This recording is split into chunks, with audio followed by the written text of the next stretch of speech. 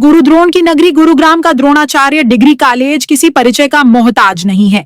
यह कॉलेज प्रदेश का पहला ऐसा महाविद्यालय है जिसमें विद्यार्थियों की संख्या सबसे अधिक है।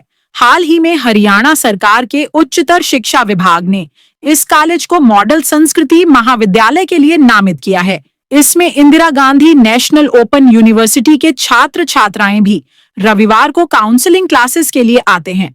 महाविद्यालय की नवनियुक्त प्राचार्य डॉक्टर पुष्पा अंतिल की माने तो उनकी सबसे पहली प्राथमिकता महाविद्यालय में अनुशासन को और मजबूत बनाने की है।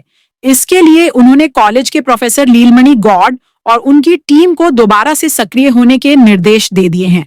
उन्होंने खेलों और सांस्कृतिक गतिविधियों में हिस्सा लेने वाले विद्यार्थियों को सम्मानित और प्रोत्साहित करने की बात भी कही। कॉलेज में पहचान पत्र और बैग के बिना विद्यार्थियों का प्रवेश निषेध कर दिया। उन्होंने बताया कि हमारे कॉलेज के पास अपना कॉलेज गान है जो कि हरियाणा के अन्य कॉलेजों के लिए न केवल प्रेरणा बनेगा बल्कि नजीर का काम करेगा। विद्यार्थियों के चहुमुखी विकास के लिए हम कोई कसर बाकी नहीं छोड़ेंगे। वहीं डॉक्टर वीरेंद्र अंतिल के समय यह कॉलेज बुलंदियों पर था, लेकिन बीच में कुछ ऐसा भी समय आया जब कॉलेज में विकास की रफ्तार कम होती चली गई। अब आप इसे कैसे संभालेंगे? इस पर उन्होंने बहुत सरल और सादगी भरे भाव से कहा कि हम डॉक्टर वीरेंद्र अंतिल से भी दोगुनी रफ्तार से कॉलेज को आगे बढ़ाएंगे।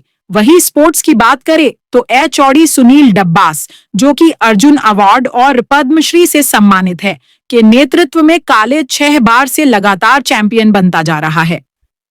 वही कॉलेज मीडिया एवं अनुशासन अधिकारी प्रोफेसर लीलमणि गौड़ ने कहा कि प्रिंसिपल महोदया बहुत ही मृदुभाषी हैं और सहृदयी व्यक्तित्व रखती हैं। उनका काम पूरे कॉलेज की व्यवस्थाओं को दुरुस्त करने का है। मेरी तो अनुशासन की छोटी सी जिम्मेदारी है।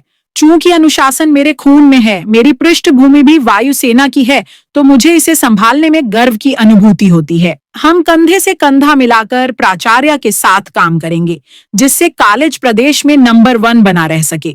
देखिए, इस महाविद्यालय को जैसा कि समाचार पत्रों में भी आ चुका है कि हरियाणा सरकार ने, उच्चतर विभाग ने इसको मॉडल संस्कृति कॉलेज के लिए चयनित कर लिया है। तो बहुत सारे इंफ्रास्ट्रक्चर, बहुत सारी जो 14 मानक थे उसको हम पूरा करते हैं और हम उसी पर काम करेंगे। उसके अलावा जो भी विकासात्मक गतिविधियां होंगी उसको आगे बढ़ाने का प्रयास करेंगे। सबसे पहले प्राथमिकता रहेगी पढ़ाई की, जो कि कॉलेज का आधार होता है। तो उसके लिए डिसिप्लिन जरूरी है। तो सबसे पहले फोकस रहेगा डिसिप्लिन पर कि हम डिसिप्लिन बनाते हुए बच्चों के शैक्षणिक स्तर को और ऊंचा लेकर जाएं। जैसे कि हमारी नई शिक्षा नीति है, एनईपी के अकॉर्डिंग हमारा सिलेबस शुरू हो चुका है और हम इस पाठ्यक्रम के अलावा, क्योंकि एनईपी भी जोर दे रही है वोकेशनल एजुकेशन पर, उस पर हमारा फोकस रहेगा कि बच्चे केवल पढ़ाई करके डिग्री ना लेकर जाएं, ऐसी डिग्री लेकर जाएं जिससे उनको इस महाविद्यालय से बाहर निकलते ही काम मिल जाए। तो वोकेशनल एजुकेशन पर हमारी प्राथमिकता रहेगी। तो क्लासरूमों की काफी कमी थी, पीछे काम भी हुआ था, एक तैयार किया गया, क्या रहा उसका? देखिए, हमने जो पहले भेजा था वो 18 कमरों का हमारा पास होकर आ चुका है। उसके लिए मैं धन्यवाद देना चाहूंगी विभाग को और उस पर काम शुरू हो जाएगा। मैं ऐसी उम्मीद करती हूँ बहुत जल्दी काम शुरू हो जाएगा। उसके अलावा भी जब कमी रहेगी तो हम दूसरे और कमरे, जो हमारे एक आर्ट्स ब्लॉक है, उसके ऊपर भी हम नए कमरे बनवाने के लिए हम एक प्रस्ताव भेजने वाले हैं।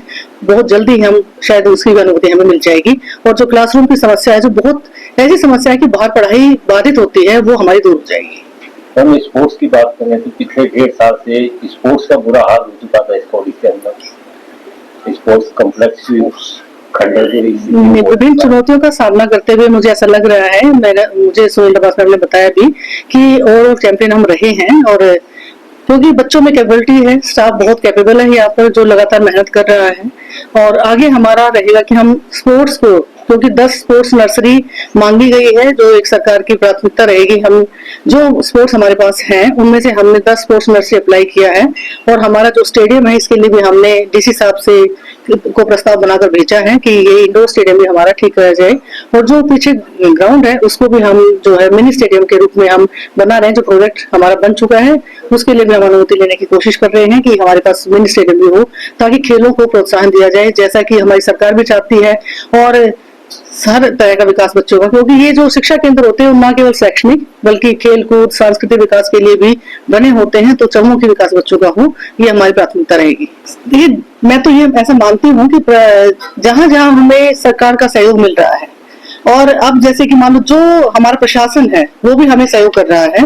और चुनौतियां तो हैं, चुनौतियां तो है, क्योंकि ये मुझे लगता है हरियाणा प्रदेश का सबसे बड़ा कॉलेज मैं इसको कह दूं तो इसमें कोई अतिशयोक्ति नहीं होगी, क्योंकि यहाँ पर इग्नू का सेंटर भी चलता है और इंफ्रास्ट्रक्चर उसके लिए भी यूज किया जाता है। जो बच्चे रेगुलर एजुकेशन नहीं ले पाते, इग्नू में उनका एडमिशन दिया जाता है। तो यहाँ पर चुनौतियां तो है अब, लेकिन सरकार हमारी बार बार मदद कर रही है। कमरे हमने बनवाने का प्रयास किया तो हमारे प्रोजेक्ट को पास करके भेज दिया है, और मैं उम्मीद करती हूँ कि जल्दी हमारा इंडोर स्टेडियम और मिनी स्टेडियम भी पास हो जाएगा, और ऑडिटोरियम हमारा पास हो जाएगा खेल कूद के लिए भी। और हम कुछ और मैं इसमें चाहूंगी कि एक हमें ऑडिटोरियम मिल जाए जिसमें हम सांस्कृतिक गतिविधियां अच्छे से करवा पाए। ये हमारी जो है वो आगे की प्रस्तावना रहेगी जो हम सरकार को भेजने वाले हैं। डिसिप्लिन को लेकर के कहना चाहिए अभी कॉलेज के बारे में? देखिए, कॉलेज का डिसिप्लिन आज के दिन अगर मैं बात करूं तो जिस रफ्तार पे हम पहले थे तो बीच में हमारी रफ्तार में ब्रेक आया, लेकिन आज फिर दोबारा हम उस रफ्तार को धीरे धीरे पकड़ने का प्रयास कर रहे हैं। कहने का भाव ये है कि द्रोणाचार्य गवर्नमेंट कॉलेज में ये कोएड कॉलेज है, इसमें लड़के लड़कियां दोनों छात्र छात्राएं सभी आते हैं यहाँ पे। तो यहाँ पे कुछ ग्रामीण पृष्ठभूमि के बच्चे ज्यादातर यहाँ पे पढ़ते हैं, तो स्वाभाविक है कि जब बच्चे कॉलेज में आएंगे तो थोड़ा सा एक भाव रहता है कि कॉलेज का एक माहौल, एटमॉस्फेयर अलग होता है। तो उस माहौल में बच्चे थोड़ा सा हुड़दंग करने का प्रयास तो करते हैं, लेकिन चूंकि ये महाविद्यालय जाना जाता है डिसिप्लिन के लिए और हम अपनी टीम के साथ में तत्पर रहते हैं बच्चों को गाइड करने में, समझाने में, अच्छा रास्ता दिखाने में, तो हम अपने प्रयास में लगे हुए हैं और कामयाब भी हैं। और बच्चे अब ठीक है, आइडेंटिटी कार्ड लटका के आते हैं, बैग लेके आते हैं, तो हमारे लिए तो यही बहुत बड़ी बात है कि नहीं तो महाविद्यालय में विद्यार्थी तो डायरी लेके आते हैं तकरीबन, तो यहाँ इस महाविद्यालय में आइडेंटिटी कार्ड सीने पे होता है उनके और बैग पीठ पे होता है, तो अच्छा लगता है और विद्यार्थियों को भी अच्छा लगता है। अब उनको अच्छा लगने लग गया है।